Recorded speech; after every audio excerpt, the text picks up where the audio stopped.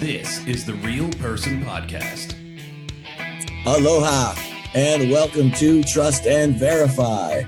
Of course, we are always fashionably late. Boogie is too pretty to show up on time. As usual, having some small technical difficulties. So we're here on a little bit close to on time. I know Enabler Abe is always mad at me because I'm late to take him to his geriatric appointments, but I told him today he had to take his Geritol first so that he could stay up for this. But before we get to the show, which I know is going to be awesome, we got to introduce my friend, my partner, my co-host, Boogie Bumper. Boogie, what's up, brother? Not a lot, James. Thanks for having me once again. Thanks to everyone for joining us in the chat. It was an absolute pleasure to see you there. Hope you've had a lovely weekend. I certainly have. Just on the tech difficulties, James, can we open the kimono a little bit, just straight off the bat? Straight away. I just want to open the kimono. We laugh about it. We make jokes about it. And, you know, we get a little bit of shit from time to time, like friendly banter from people who watch our show.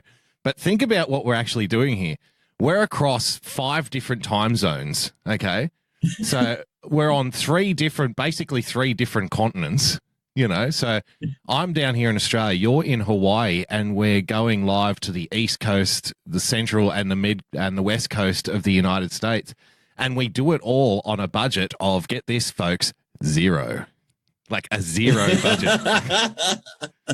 A zero budget. Now, I've watched so much cable news over the years that I can recall, say, Chris Cuomo getting a satellite feed from somewhere in the same fucking city, okay? In the same city, and people are tapping their earpiece. I can't hear anything. Have you got him? I can't. I can't. Okay, we seem to be having some technical difficulties here. It's like, you're having technical difficulties. How the hell do we pull this off every single week? But pull it off we do. And, you know, to the great displeasure of those who would prefer we didn't. So, yeah, I'm going good, James. How about you? Oh, can I tell you a little personal story straight off? You know, lovely. I need to get my buttons for Greeno's story time loaded up. But yeah, go ahead. Let's go. Personal anecdote. You know, Lady Boogie, I've explained to you before, does not care about politics. Not interested at all. Right. Couldn't care less. Doesn't engage in any kind of political discussion whatsoever. We had to go on a big car drive the other day together for about 2.5 hours, and it just so happened to be the time we were in the car when Donald Trump came on to deliver his speech at Grand Rapids in Michigan. And I said, hey. Oh, nice. I said, do you want to listen to a bit of Trumpy? And she rolls her, oh, God. Oh, all right, I suppose. Within 10 minutes of the speech, she's laughing, she's engaged, she's talking about, well, you know, what's the problem with having a businessman running the country? The country is basically a big fucking business. And, you know, I was explaining things like, oh, they're going after him and stuff.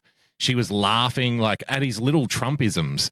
You know, he's like, so I got a team over there. Oh, we just lost the Boogie team. What the hell? We just lost. All right, you back? Lost your audio for a second. I can't hear you if you can hear me. See? Technical difficulties. We just got done talking about this, and suddenly I'm losing audio. Right in the good part of the story, and he goes mute. Yeah, we can see your video, but we cannot hear your audio for some reason. Let me make sure it's not on my end. Where am I at? Test.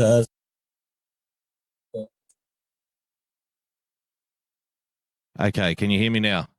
Yeah, gotcha, brother. Gotcha. Thank God. Woo. Yeah. So, you know, little Trumpisms, like, you know, I've got a team over in China, and she'll just start cracking up laughing. And, you know, I made the comment, it's going to be, you know, 20 years from now, they won't say it now because there's too much, you know, people are too partisan now to allow themselves to be honest in a lot of cases. But they'll say in 20 years' time that Trump redefined political speech. He changed it completely. And, you know, blue collar language, and even just like that one word bullshit being thrown in, you know, this ridiculous bullshit. And she's kind of done and looked at me face. And I'm like, see, how fucking good is this? You know, he speaks to people not like a politician, right? Pencil neck Adam Schiff. So, you know, it's even somebody who doesn't, it dawned on me that that's the great quality of him. Even if I've tried to explain this to Democrats, James, even if you don't like the man, you have to appreciate why people do. And that's the great quality that the guy has, is he can get people that have completely zero interest in all politics whatsoever. And instantly they're starting to talk about like different issues and how he delivers his speeches. And, you know, what's the problem if he's a businessman? It's good. It's a good thing, you know, stuff like that. And I just found it funny. A personal anecdote. There you go, to set you off for the week ahead. Have you had a similar thing? That is an awesome story. Oh yeah, actually with my kids, right? Kids are young, right? They're young and dumb, just like we were young and dumb, you know. But yeah, my own children have, because, you know, a lot of times they're walking around in the background and they're hearing me, you know, shout into this microphone, you know, all hours of the night. And so things rub off, you know, they're like, really? I didn't know that was true. And then they'll do their own research. And then you see them, you know, talking to their friends, you know. And even my daughter, I got to tell you, this is a little personal anecdote. Man, we need Greeno's story time for real. We have lost control of this show.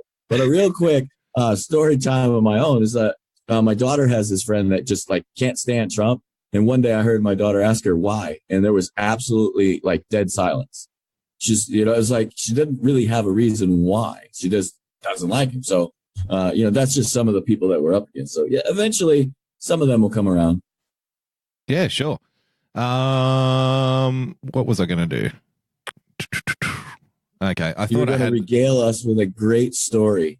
Yeah, I thought I had the story sound available, but I don't, unfortunately. So, all right. He want to go. I say it was a pretty good week for Donald Trump, I suspect, and I suspect that, you know, the people in the corporate press, James, are aware of this. They are aware that it was a good week for Donald Trump. But then again, maybe all of us are under some kind of illusion here. Maybe we're all under Donald Trump's spell. Maybe he's hoodwinked us. He's bamboozled us, James. And how has he done this? The power of racism. Donald Trump and racist violence. Research points to a clear connection, James, between Donald Trump and racist violence. Racism is a poison. This comes from one of our personal favorites on this show, Salon. Racism is a poison that has flowed through the American body politic since before the founding of the Republic. The United States was founded on two great sins, James: the enslavement of black people and the genocide of the Native American people. Yes, because if you go back and read all of the, say, diary entries or correspondence from people who were aboard the Mayflower, James, and, you know, the Puritans, they were saying things like, I just can't wait to get to the New World so I can kill a bunch of innocent people. Like, that's what I really want to do. You know, 70 years ago, we unleashed hell on these motherfuckers. I think that's the way that speech went. The enslavement of black people. Donald Trump, to say the least, has not tried to find a cure for this poison. Instead, he has injected more of it into the country. Yes, by saying things like, we are one people who all bleed red blood and under one flag, one nation under God. He's injecting racist poison, James. Trump has done this in many ways. In general, he wants to reduce and ultimately take away the civil and human rights of non-whites and Muslims. Did you know that? Did you know that? That's one of that's one of the lesser known policy platforms that the Trump administration is running on in 2020. It's news to me. Luckily, Salon's on the ball. Trump and his administration have also committed to undermining the basic assumption that non-whites and Muslims, as well as LGBT people and other marginalized groups, have the same equal protections under the law as white heterosexual Christian men. Wow. James, it makes me wonder how he got elected in the first place. I mean, right? How did this happen?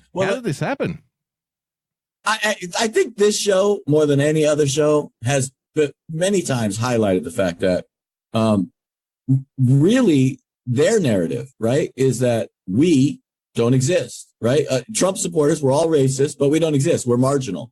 We're just a small minority of the country. We somehow won that election being the smallest minority in the country. So if we are white, if we are all racist, how the hell did we win the election? That's where their dual mindset here is incredible. But apparently the writer of this story has not heard of Blexit, has not heard of Walkaway, and has not heard of Jexit. or Jexodus, as some people like to say. These people are out of their freaking gourd. They can't be paying attention to the real world. Like, I don't know where you could live. I really don't know where you could live and write a piece like that. It's got to be some foreign country. It just has to. But James, they might not have heard of Blexit and they might not have heard of Walk Away, but you asked, how did Donald Trump win the election? Well, you obviously haven't heard of Russia. You haven't heard of Mother Russia. Because how could you not have heard of Mr. Putin? Mr. Putin is a big fan of Mr. Trump. Mr. Putin respects Mr. Trump as a very good leader. We wish to help him be friends. Trump's white identity politics agenda is prefaced on ensuring that white people remain the dominant social, political, and economic group in the United States. He believes that the people of Puerto Rico, a U.S. Commonwealth where at least 5,000 people died in the wake of Hurricane Maria, are lazy and do not deserve assistance.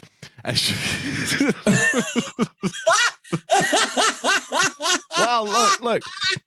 I mean, I want to give... I remember that press conference. Yeah. I remember that press conference. Yeah. Yeah. Donald Trump, you lazy motherfucker wannabe Mexicans. You're not getting anything off us. To be fair to the author, maybe Donald Trump does think they're lazy, considering the boxes and boxes and boxes and boxes of aid and various products that just sat on the docks and nobody was prepared to deliver them. Do you remember that? So I guess we can look at it two ways. We can either say that the local mayor and the local, government was playing ducks and drakes for their own political agenda, or all of the truck drivers with starving families were just too damn fucking lazy to get the stuff to the people. I guess, I don't know. What else could it be? James, as a lazy and do not deserve assistance, as shown by Donald Trump's other behavior, his attitude is likely rooted in animus toward non-white Spanish-speaking people who are also more likely to be Democrats. Wait, is the author admitting that the Democrats want more non-white Spanish-speaking people in the country because they vote Democrat? Isn't that funny? Isn't that a funny admittance? James, the FBI, the Southern Poverty Law Center, and other organizations have documented a large increase in hate crimes and other right-wing political violence beginning with Donald Trump's campaign and through to the third year of his presidency. Can you answer this for me? Why does Barack Obama get credit for the economy roaring 3 years after he's left office, but not the rise in hate crime 3 years after he's left office? Can anybody explain that to me? How does that work? Seems like a pretty good deal. In 2018, there were at least 1,020 hate groups in the United States. This is a record number, one that has only increased during Trump's time in office. As seen as incidents across the country, these hate groups have too often unleashed lethal violence, James. There you have it. Donald Trump, the cause, the original sin, the cause of racist violence in the United States. Of course he is. Of course he is. And by the way, everybody in the chat room, you are now officially a member of one of those 1,020 hate groups. Congratulations. You are members of the TAV show hate group. Wonderful. Apparently, because everybody can be labeled a hate group, apparently, in today's society, because I've watched them label people like, Fox News as a hate group. I mean, what? Come on. Those people aren't even on our side. I mean, it's ridiculous what's going on in this country with these kinds of rhetoric. And it's sad because they're continuing and perpetuating this false narrative. And they're actually the ones responsible for the hate and the violence, because they're ratcheting these things up. These things are going to go away. People don't have time for it. Look, the economy is booming to the point where for the first time in our country, first time in the world, for the whole history of the entire world, in any country, a single country, America, grew their GDP by $1 trillion, that's with a T, trillion dollars in 1 year. Amazing. One year. That's insanity that these people are talking down the economy. But then you add into that fact that Donald Trump told you he was going to do it up front. Up front, he told you what's our answer? We're going to grow our way out of these problems. So for another record that is set, which helps with all this racism, is We, for the first time in our country, have more available jobs in this country, open jobs, than we do people on unemployment. That's never happened before either. That is how you solve racism. You solve racism because you and that guy and those people and all of you are working together for a common mission every day. And you get to talk and you get to understand each other culturally. This is how you assimilate into the culture, because you have a unified mission to accomplish, even if that mission is stuffing boxes or picking up those boxes. Whatever the case is, that unified mission makes you all the same. Every race, every color, every creed, everything about your life is pretty much the same because you're at the same socioeconomic platform. And that is how you get people to assimilate. This is exactly why after the Irish immigrated to America, they stopped all immigration for a long period to allow all those different subcultures to assimilate and become Americans unified. This is the same thing we need to happen now. This is what Donald Trump is going to end up accomplishing. Yeah, I think a moratorium on mass immigration would probably be wise, considering the populations of, countries in the Western world have grown by 20, 30, 40% in only a matter of, 2 or 3 decades, which would be, on record, the largest mass migration in human history of various cultures coming together and clashing. So we've got no idea how this is going to work out yet. We're kind of playing it as we go. Just on the prosperity argument, James, you'll be surprised to know that I actually have a couple of friends who are in the never Trump category. No, not you. Well, I also have friends who are hard-boiled communists as well. So I do try to keep my options open when it comes to discussion and discourse. But just on the GDP thing, now I've been saying for a while that Donald Trump's really only option is to try to grow out of it, but that doesn't mean it's right. Personally, I want to see savage cuts in all of the Western economies when it comes to spending and welfare and stuff like that. But you have to understand the reality that if a conservative, a fiscal conservative at least, runs on a platform of savage cuts to the economy, they're not going to get elected because there's just way too much entitlement. So, even though it might be the idealistic position, it's not the realistic position. Those two things don't join in the middle.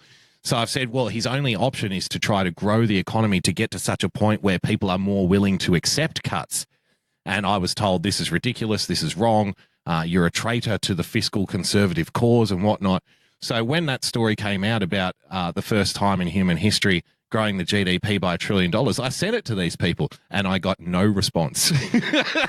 That's a win. When these people that love to argue points like that, when they don't respond, you won. They might as well have sent you a big hug and a kiss. That's right. And with the racism and stuff, it's true. If you look back through human history, and this is why part of why the left has been so successful over the last 200 years, James, when countries are prosperous, when a society is prosperous and everybody's making money and everyone can see, an opportunity for economic advancement up the ladder from one social class to the next, you'll find the various frictions that exist between different groups within that society are much less pronounced.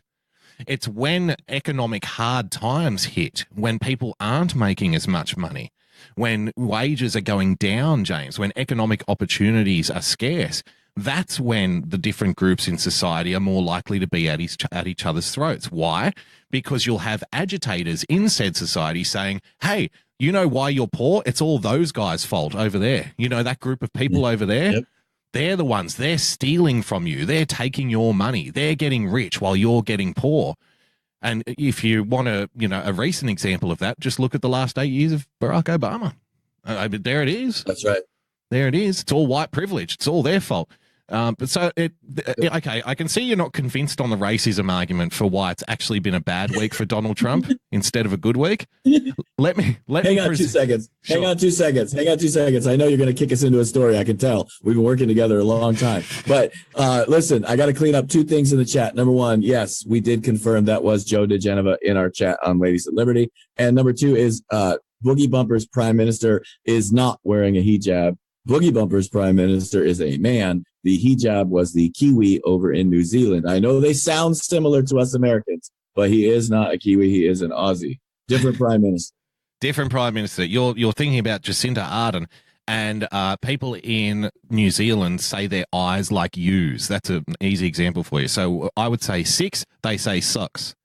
So there's a little fun accent comedy for you. So I can tell you're not convinced by the racism angle, James, but I've got article number 2 here. Piece of evidence number 2, Your Honor, into why it was actually a bad week for Donald Trump. White House in disarray. Trump's victory laps clouded by chaos. Chaos, James. Chaos.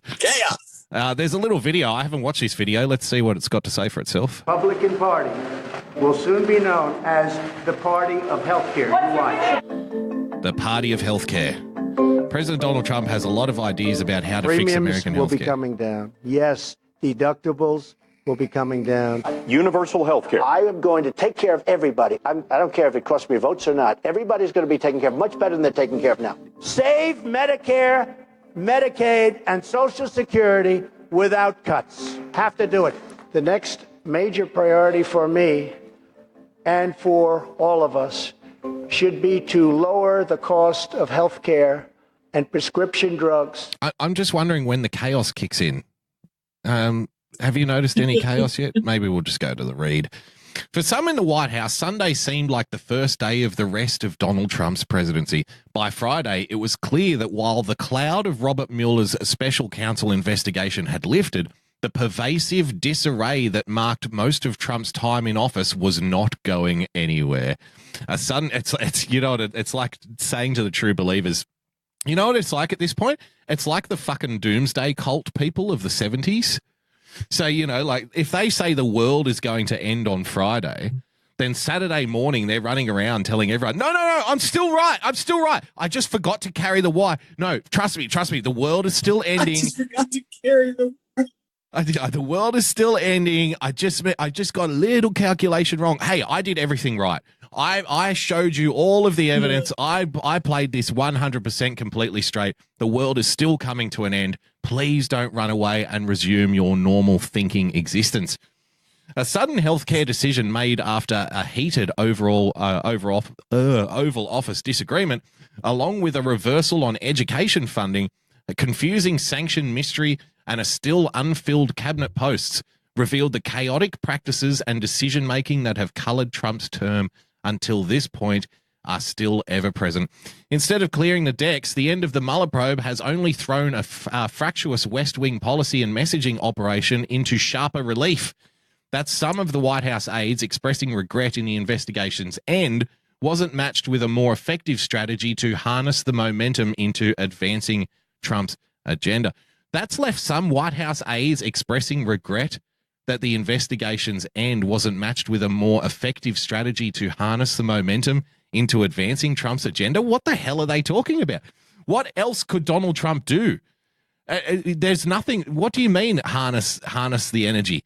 The energy has been harnessed because the people who were shooting Mueller report bombs at everybody else have now turned the cannon around and pointed it at themselves. Have you seen the ratings for Rachel Maddow, James, and other shows on CNN? I heard that Anderson Cooper had 450,000 people watching in a nation of 320 million or 340 million, however many there it is now. That's not exactly what Republicans and administration policy aides had in mind when it was announced last weekend that the Mueller probe was over. Many hoped the investigation's end might lead to an era of newly effective governing, a turning point for a president no longer preoccupied with an encroaching investigator. Exuberant officials and a buoyant president spent the week cheering the initial results of the Mueller's investigation, as laid out in a letter from Attorney General William Barr. In a late afternoon gathering last Sunday, aides convened in Press Secretary Sarah Sanders' office for a champagne toast after the Attorney General's Chief of Staff phoned Emmett Flood in Palm Beach with the president to brief him on the report. The intimate gathering of White House staffers was a sign of relief that flooded through the West Wing after the stress of an investigation that loomed for years was lifted. But the days that followed Sunday's champagne clinking in Sanders' office came as a surprise to multiple people in the West Wing, according to interviews with half a dozen officials and Trump associates, James. Now, we've gone from one unnamed source to half a dozen, so it must be true. There was no Rose Garden celebration ceremony. Trump gave no speech declaring vindication in the East Room. Instead, he made brief remarks before he climbed into the steps of Air Force One and was whisked away to Washington. So they're saying that there wasn't a real victory lap. Therefore, there should have been a real victory lap. But if there was a real victory lap, then it's just trying to wallpaper over the cracks of an administration that's in chaos. Are you following this? Are you following? I think the main thing to remember here is, James, Trump's victory lap clouded by chaos, as almost as much chaos as the jumbled reporting in this very article.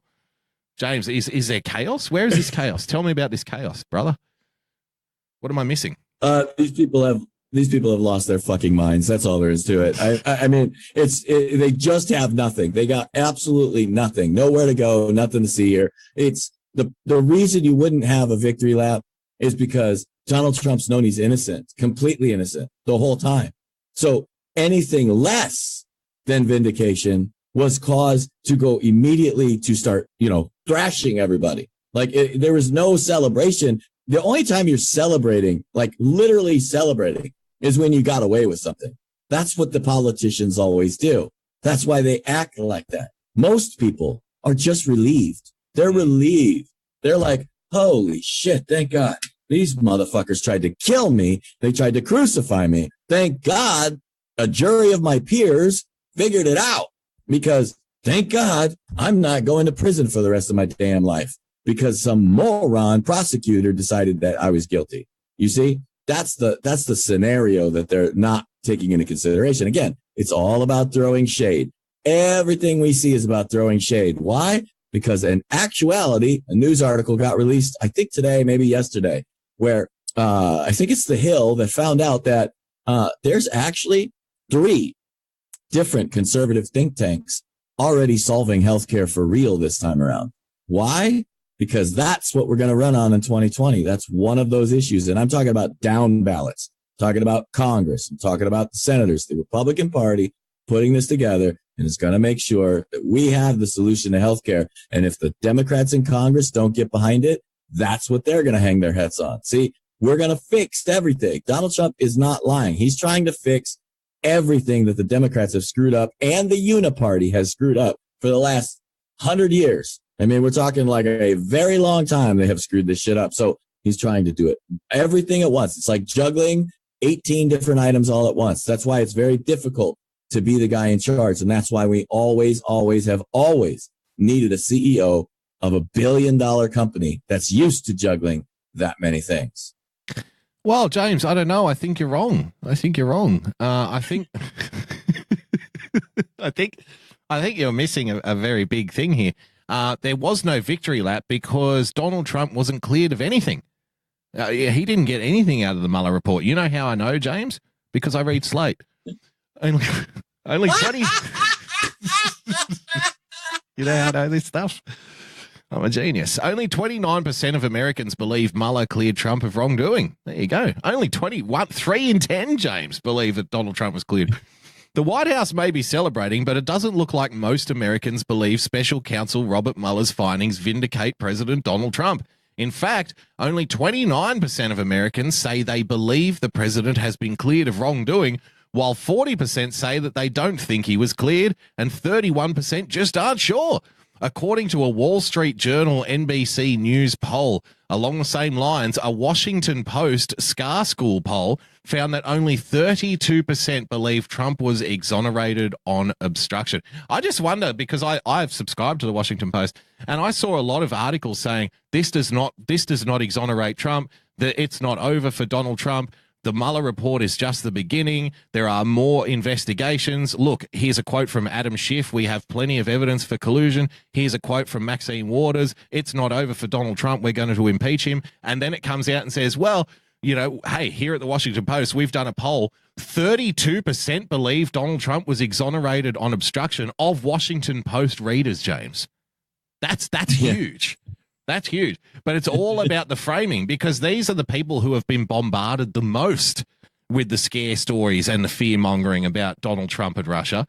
And still almost 1/3 of them are saying, no, he's fine. He's clear.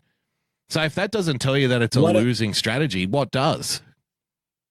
Yeah, the best poll I've ever seen is CNN's ratings, MSNBC's ratings.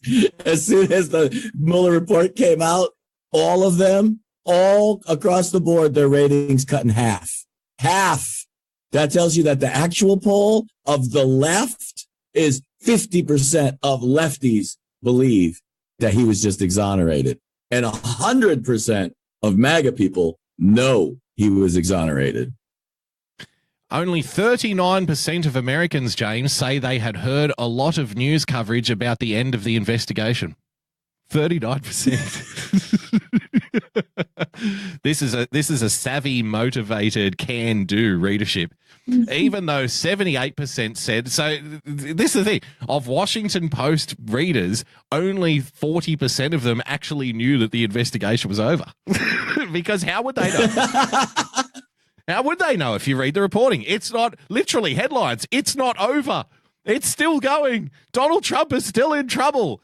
78% said they heard that the Mueller had submitted his final report. Quote, however substantial this event was in Washington, D.C., community, and maybe our political culture, it was not an event that captured the American public. Bravo. Bravo, Slate. Finally admitting what we've been telling you all along. That is, most people couldn't give a fuck about this witch hunt. Could not give a fuck. And you are burning your castles down by pretending that they do. Quote, even if they haven't heard a lot about the end of Mueller's investigation, most Americans want to hear more. A whopping 83%, James, say Mueller's report should be made public, and 57% say Attorney General William Barr has failed to release enough details about the report. How can 83% say that the report should be made public when only 40% actually know that the report has been handed in? How the hell does that work? How does that work? Yeah. So wait, what they're actually have to be saying here is 83% of the 40%. Yes. So the number is actually really small. Yeah. I don't know what this Mueller report is exactly, but I'm pretty sure it should be made fucking public, whatever it is. Whatever the hell they're talking about. Almost 80% of Republicans say they feel satisfied with the conclusions of the investigation, while 53% of Democrats, James, say they are disappointed with what the report appears to have found. See how they keep this shit for the last paragraph? Half of the Democrats. And what did I just say? Half of the Democrats. Half. So far, at least, Democrats remain firm in their conviction that Trump was guilty of serious wrongdoing, compared with 15% of Republicans. So you mean 47% of Democrats remain firm in their conviction. Less than half. Less than half, James. One more. I got another story here for you. You reckon healthcare is going to be the next big thing? What happened to ramming the wall right up their ass, as we were talking about a few weeks ago? That's happening this week. That's coming this week. We're not going to campaign on it. Yeah, this week. This week goody. The wall's going to start getting shoved up their ass. So it's not a campaign issue. Well, goody. Well, allow me to loosen that orifice for our Democrat friends on the other side and prepare for incoming. Mulvaney, only something dramatic will stop Trump closing the Mexico border, James. Something dramatic. That's not like Donald Trump to do something dramatic. The Trump administration reiterated on Sunday the president's threat to close the border with Mexico, regardless of potentially severe consequences for the U.S. economy. That's actually true. And I know you and I see this a little differently, but that's okay. Trump's chief of staff said it would take, quote, something dramatic for the president not to make good on the threat this week. At the border, those who frequently cross between countries for work or family reasons worried about the impact on their lives. Isn't it funny that there's nothing wrong with the border situation until I can be personally affected? Then all of a sudden it's like, wait, you can't do that. You can't do that. You can't do that. Well, at least your loved ones are still breathing so they can go across the border, comrade. Yeah, let's talk to the Angel families who don't have that luxury. A surge of migrants from Central America has increased pressure on border points of entry. What, that fucking imaginary caravan? No, surely not. That's a conspiracy theory. That's a manufactured crisis, James. Remember 2 weeks ago when it was a manufactured crisis? Now all of a sudden there's a surge of migrants coming from Central America. I saw Dick Durbin today on TV say that, oh, we need to keep giving aid to the Central American countries because if we take the aid, because there's a flow of people heading to the United States border. And I'm thinking, well, hang on. So what fucking good is the aid then if they're still coming? So you're already paying foreign aid. He says it's wrong to remove foreign aid because people are already fleeing the country. What the hell kind of whacked out logic is that? Like, obviously, the aid isn't doing anything. Obviously, the aid doesn't work because people are still leaving. But they're saying, oh, no, we've got to keep giving these countries aid because otherwise more people will come. And I'm like, hang on, isn't that a manufactured crisis? Isn't this all fucking conspiracy theory? What the hell are you talking about? How could you get it wrong on both counts?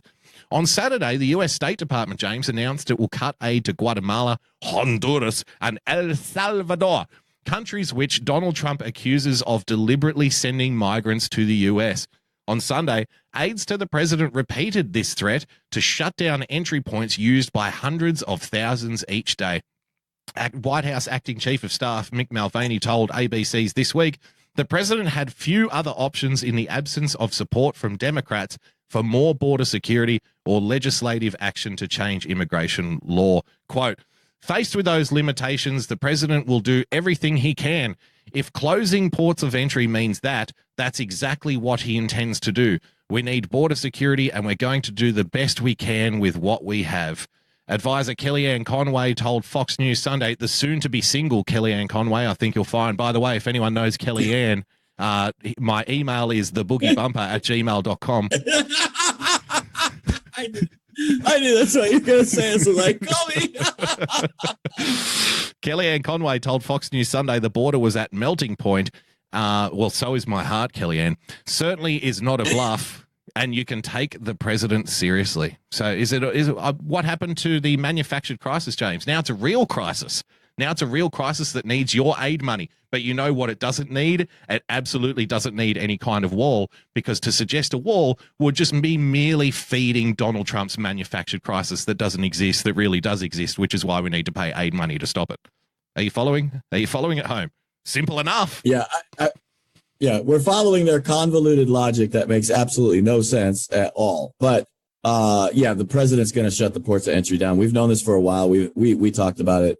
We told everybody. We prepared our audience. Our audience has known this is coming for quite a while. And what the actual plan is going to be is not only are they going to shut the ports of entry down, but then all those officers aren't going to be standing around getting paid. No, those officers are going to be going into the field to secure the border between the ports of entry. And so you're going to see a large ramp up. You got extra military down there. I think we have 7,000 troops announced already on the border. I think you're going to see another announcement of an advanced force headed there as well next week. This is going to happen this week. The president, there's very, very little chance that it will be stopped, because the only way it's going to be stopped is if Mexico seals the border for us.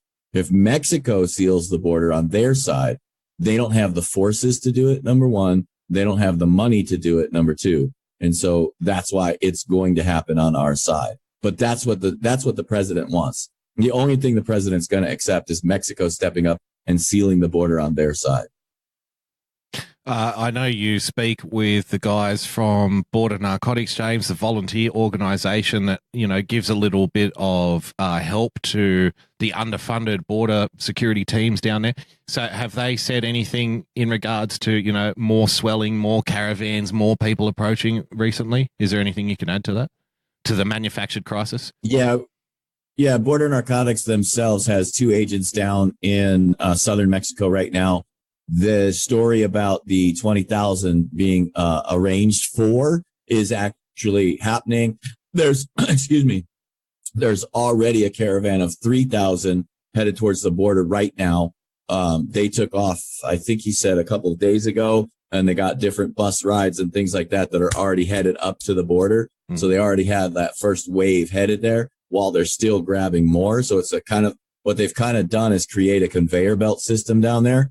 And so they had 3,000 ready and staged. They got the buses taking them up. They're bringing in the next wave. They're staging them up, getting them ready. So, then the president knows all this. So, last night in our show, Ladies of Liberty, Joe DeGeneva was in our chat room, and he had commented in the chat and said, listen to Director Mike. He knows what's going on. And one of the chat messages, you can go back and look for yourself. He said, the president is going to follow Director Mike's plan. That's literally what he said in the chat. So we have firsthand knowledge of what's going to happen. So I'm just explaining to you right now, you're going to see this happen this week, most likely. Okay. Well, there you have it from the imaginary, lying James R. from his imaginary source, from a make-believe manufactured crisis. Ladies and gentlemen, this is why you watch Trust and Verify. This is why we watch Trust and Verify, because it's all made up. It's all made up. It's all fantasy. It's all right-wing fantasy. Speaking of fantasy, James, back to Slate. The administration is handing its... The administration is handing its enemies. Hold on, let me interrupt you. I got to tell you this. The chat room has said it several times tonight, and they always say it. You got to get the praise here, is that nobody transitions like Boogie Bumper. There is nobody that gets those freaking transitions down the way you do. Oh, mate, I operate a Segway like an overweight, mall security guard. Call me Paul Blart because I'm on the Segway. The administration is handing its enemies tools to topple Trump the usual way. James, is this the most optimistic case of optimism you've ever seen? The days since Barr's Mueller report summary have been a gift to the Democrats. The Democrats are actually winning this battle. Yeah, well done. Nazi Pelosi and her team of crusty individuals over there on the Democrat side of the house, they're actually winning here. I don't think you realize that. Just as President Donald Trump was supposed to be hitting his stride in his no collusion victory lap, his administration, at the behest of the disconcertingly influential acting chief of staff, Mick Mulvaney, now Mick Mulvaney is the problem, announced Monday that it was siding with a district judge's dubious ruling that the entire Affordable Care Act should be tossed. Given that Republicans lost the last election over health care, well, now they lost over health care, right? Now they lost over health care. If you had have asked Slate, a month ago why they lost the midterm election, it would have been because of Mother Russia. Because everybody knew that Donald Trump is Putin's cock holster. That's why he lost the midterms. Because everybody flipped to being racist in 2016 and then flipped back to being not racist in 2018. Plus, James, everybody loves women now. Is that apparently covered under the Great Switch? Did Dinesh D'Souza talk about this? Is that covered under the Great Switch? Yeah, they're switching every couple of years now. It's like, it's not a monumental thing. Everybody's switching all the time. But also, James, they love women and they love diversity, which is why the Democrats won in 2018, I think you'll find. It had nothing to do with Mother Russia. It had everything to do with Mother Russia. It had nothing to do with healthcare. It had everything to do with healthcare. The move was seen further as bailing out Democrats from a bad news cycle, or, at minimum, as putting a premature end to a rare good news cycle for Trump. Robert Mueller's investigation, at least according to Attorney General William Barr's 4-page summary of the special counsel's still unreleased report, James, did not find that the Trump campaign or anyone associated with it conspired or coordinated with Russia in its efforts to influence the 2016 U.S. presidential election. Just a little reminder, guys, only 29% of Americans, according to a Washington Post poll, believe that there was that Donald Trump was cleared of collusion. Just to let you know. Right. Just to let you know. I've got to be honest here. The few days since the release of Barr's summary demonstrate how a Mueller report that doesn't meet the Democrats' hopes can help them. It snaps them back into the realities of how they could really take down Donald Trump. See, we thought that the Mueller report was going to be the big 1-2 knockout punch that we hoped for, but that's not to be. But the real weapon here is healthcare. This is how we're going to defeat it. This is how we're going to bring Donald Trump down, finally. The Orange Menace, Ancient Orange, Captain Bone Spurs, he's going down. Democrats no longer need to complicate their strategy with the fantasy that an investigation might produce a silver bullet, James. Now it was all a fantasy all along. It was just a great big fantasy. Wow. And an obligation to consider impeachment. Instead, they can now train all of their efforts into taking Trump down the conventional way by calling out his unpopular policy preferences and defeating him in the 2020 election. Aren't you pleased to know, James, that the last 2 years, we've been pushing a fantasy. Oh, it was a fantasy for the Democrats to believe that the Mueller report will take down Donald Trump. Thank you very much, Slate. What a way to admit. What a way to admit defeat. Wait, well, it's not really defeat because now we can really win on healthcare, right? That's right. That's right. Now they got to win. They're just going to win. They don't know why. They don't know how. Right. And they're completely discounting the fact that it's the president's turn now. It's my turn. And I said it before the president said it, but the president himself said, my turn. Here we come. So, the other thing I want to say here real quick is I predict stories exactly like that will disappear from the zeitgeist in probably next week, maybe the week after that. You won't see him again because William Barr, the attorney general, literally told everybody, oh, you thought I wasn't going to release the report? Oh, yeah. By the way, I'm going to release the report, all 400 pages of it, only redacting the things that literally are against the law to show anybody else. And on top of that, when he does that, it's going to really sink the Democrat ship. And that's why you're going to see all these things are going to go away because nobody's going to want to draw attention to it. They're going to want William Barr to release it, and then it just get no coverage. It's just going to be, yep, report was released. Everybody's going to check it out. We'll tell you what happened in a couple weeks. That's how that's going to go. So you're going to watch this. This story is going to get buried. They didn't expect that. They thought they had a play. They thought they had an angle. They thought they had Weissman in there to cover their ass. Nope, not going to happen. And they're going to lose all their political leverage because the William Barr also announced they are not going to give the White House a executive review privilege over that report. What does that tell you? What does that tell you other than the president is so fucking confident that that report has absolute dog shit in it that he doesn't even want to take a look at it. He don't even give a fuck what's in it. Release, do whatever you got to do it by the law. Let's kick these motherfuckers' ass. That's the president's attitude about it. Yeah, and William Barr, to his credit, the House Democrats are trying to threaten him with a subpoena to appear in front of a committee. He said, yeah, fine. Okay, I'll come and answer your stupid questions. I don't care. I've got nothing to hide here. They've really picked the wrong target by going after William Barr. The guy's got too much experience and he handles himself too confidently. Do you remember in his nomination, in his confirmation hearings, how like with utter disdain he was treating the Democrats? He's like, hey, look, I don't need this job. You either vote for me. If you think I can do it, vote for me. And if you don't, then don't. I don't care. Like, what do you say to that? How are you supposed to come back from that? It might not all be over for the Democrats, though, James, just yet.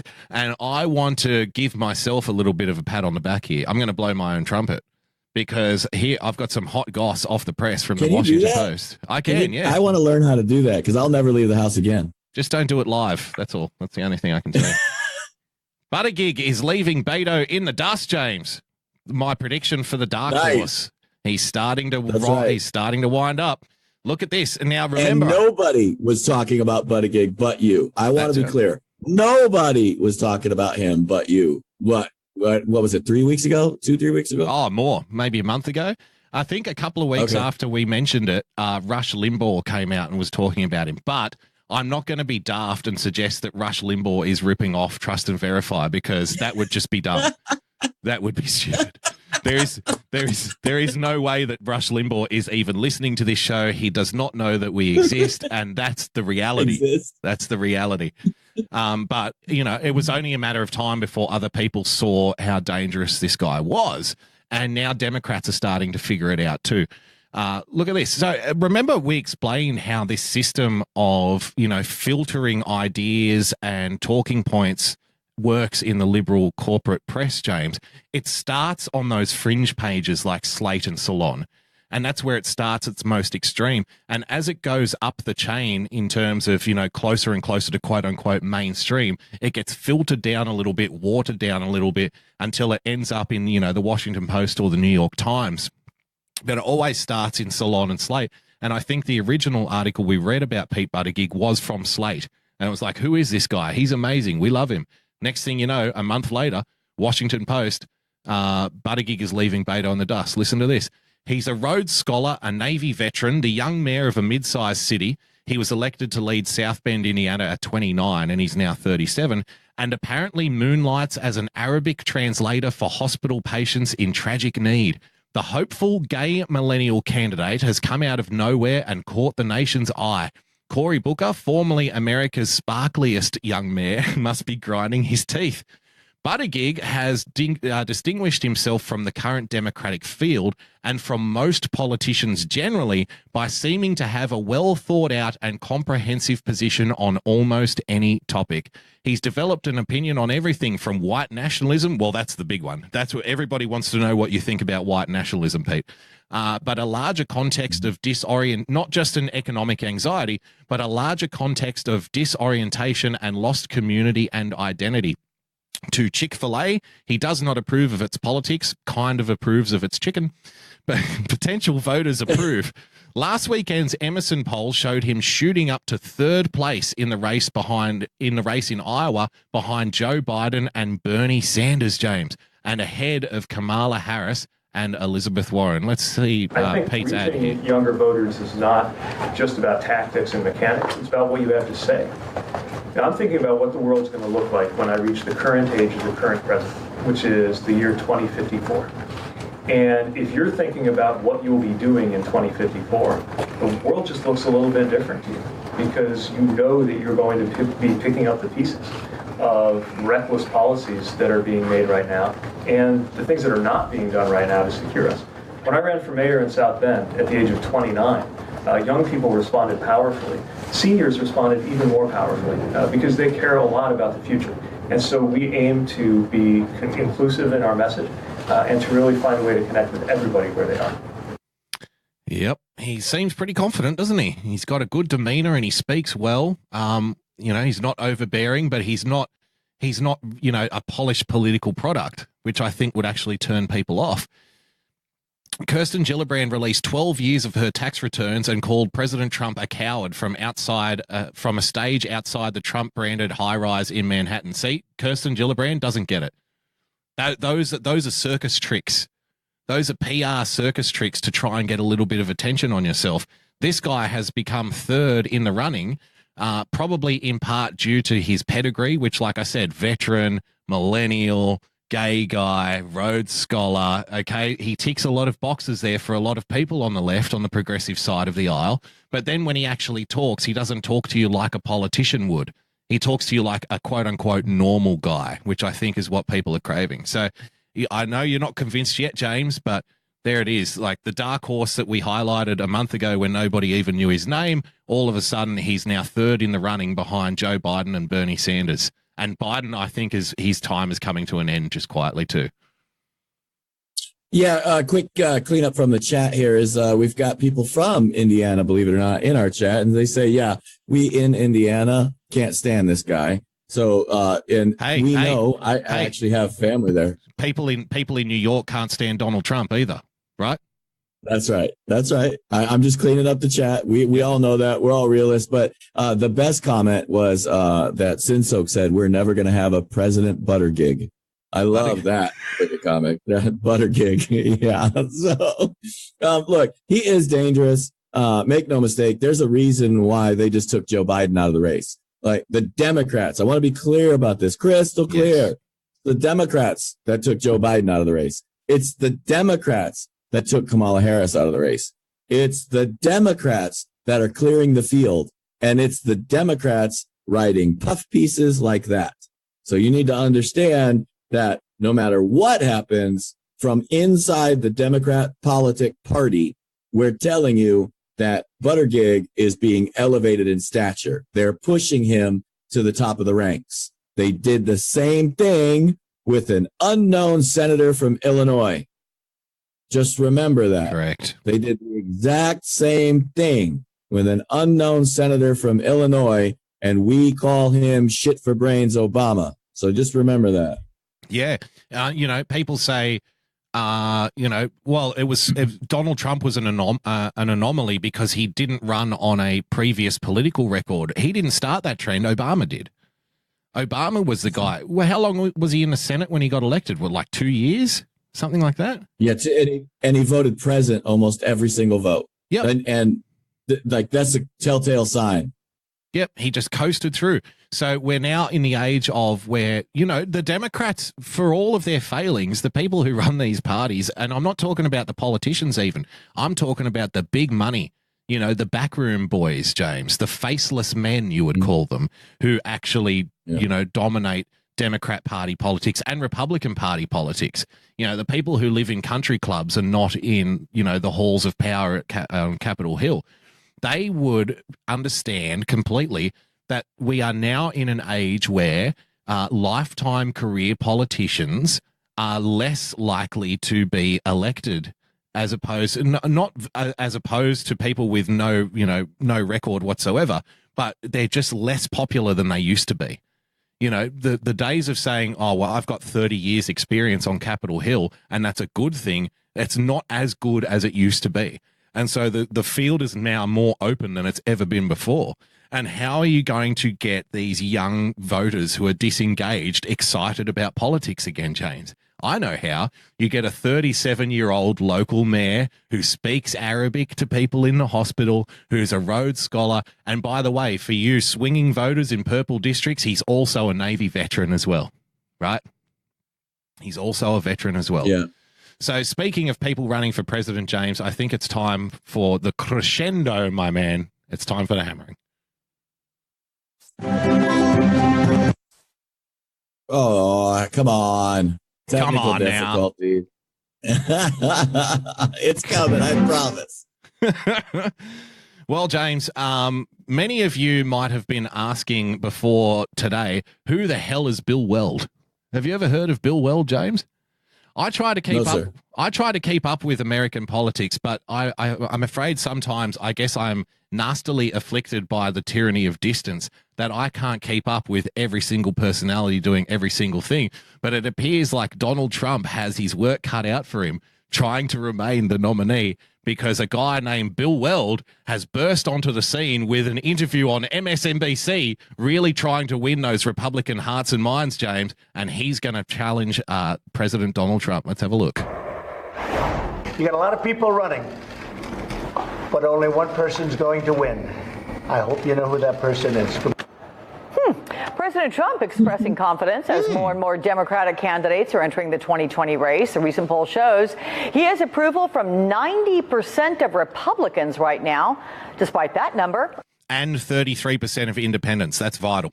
That's vital. Our next guest is considering challenging him in a Good GOP luck. primary. So joining me now, William Weld. He is the popular former governor of Massachusetts.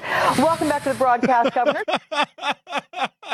He's so popular, he's not in office anymore. He's so popular, most people have never fucking heard of him before. Good to see you. And Alex, it's good to be with you. well, thank you. These numbers, though, you just saw it, the approval rating among Republicans, 90%, sir. Yeah. So does that at all discourage you as you consider exploring a challenge to him? You mean you didn't think he was referring to me when he said only one person is going to win? Well, you know how am I going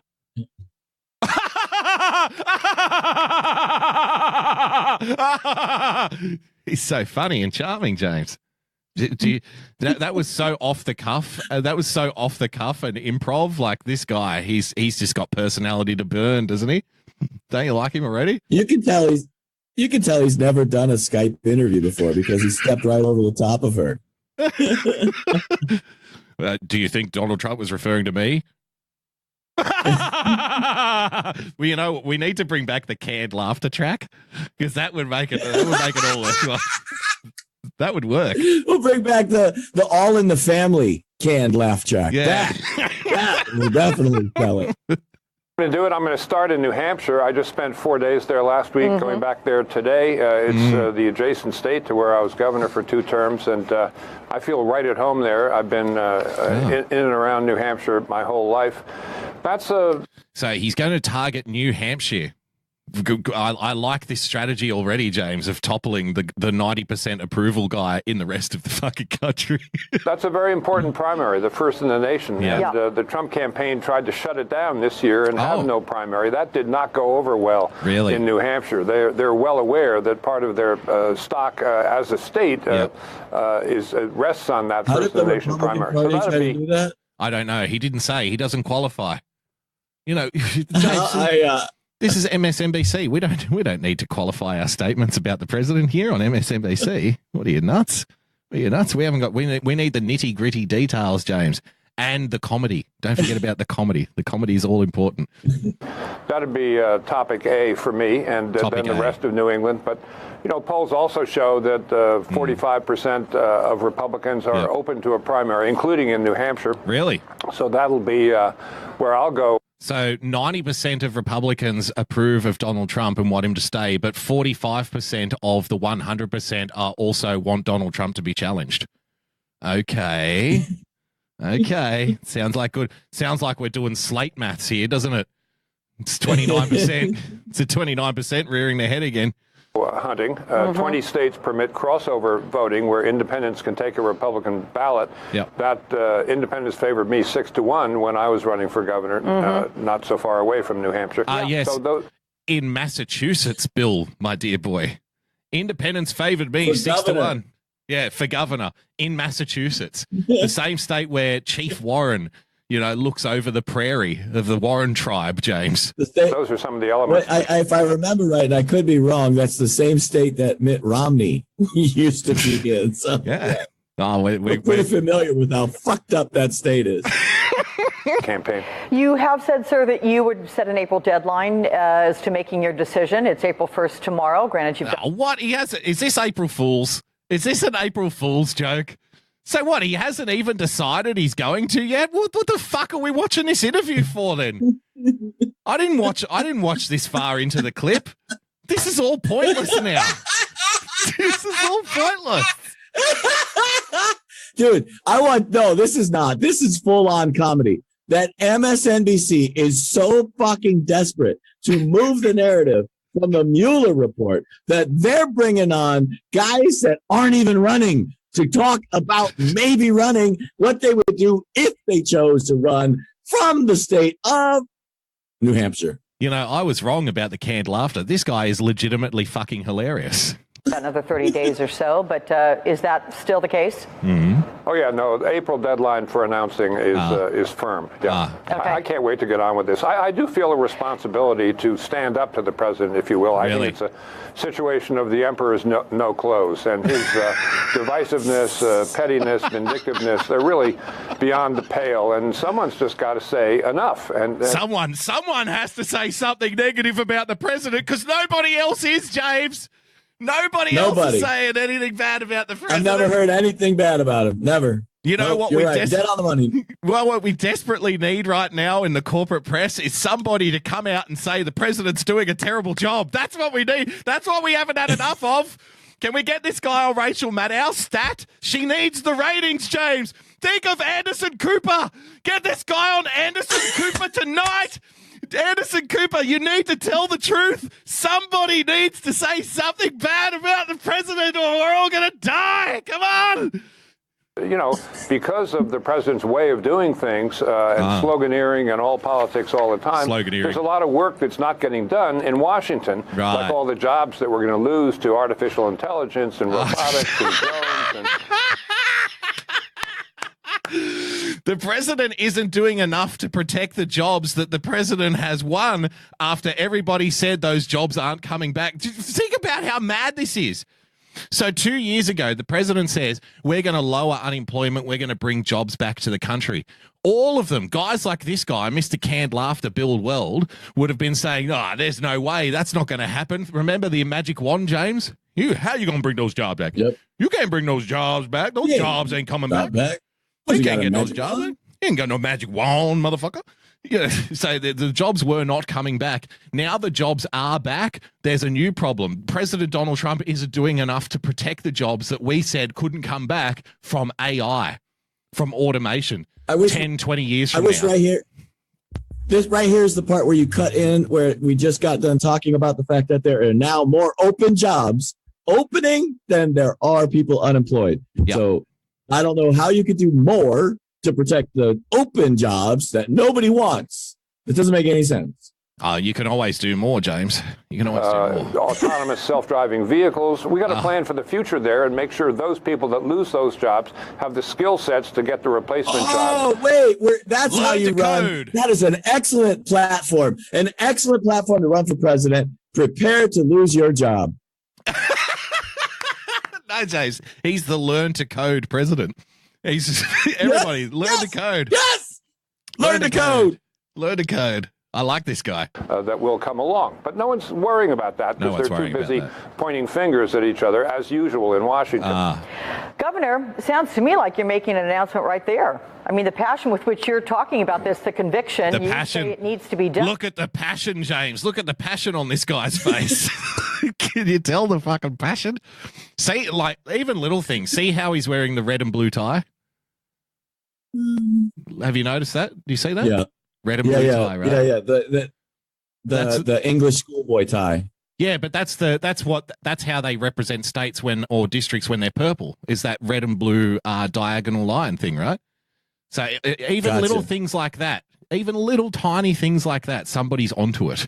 But don't forget, in 12 years' time, James, whoever chooses a robot's going to be choosing his tie for him.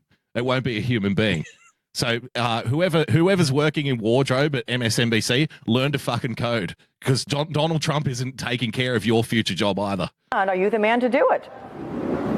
I do think I could start Monday in the Oval Office, put it that way. I've got that for... Oh, my God. You couldn't start Monday at Taco Bell. Fucking hell. I could start Monday in the Oval Office. You got to win the election first, champ. There, you got to win the election first. James, the comedy stylings of Bill Weld, the unknown governor from Massachusetts who cares so much about the people who didn't have a job 2 years ago that he wants to get rid of the guy who got them the job 2 years ago because they're going to lose their job in 10 years anyway. Ladies and gentlemen, he's a star. He's an absolute superstar. Bill Weld, look out, Donald Trump, because this guy's on your six. That's your hammering.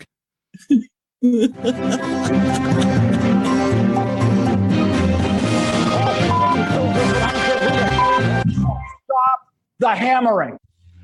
Folks, that's all the time we got for you today. That was fucking hilarious. I hope you had as good a time as we did. For Boogie Bumper and myself, we will see you next week. Don't forget, every Monday through Thursday, sometime ever, I don't know when he's coming on, you got the Daily Boogie. Make sure you're following him at Boogie Bumper. You got me at Real Person, PLTCS. You can find us both at TAV Show, and you can find all of our prior episodes on TAVshow.com. Aloha. Everybody have a great day. You've been listening to the Real Person Podcast. Follow James on Twitter at RealPersonPLTCS.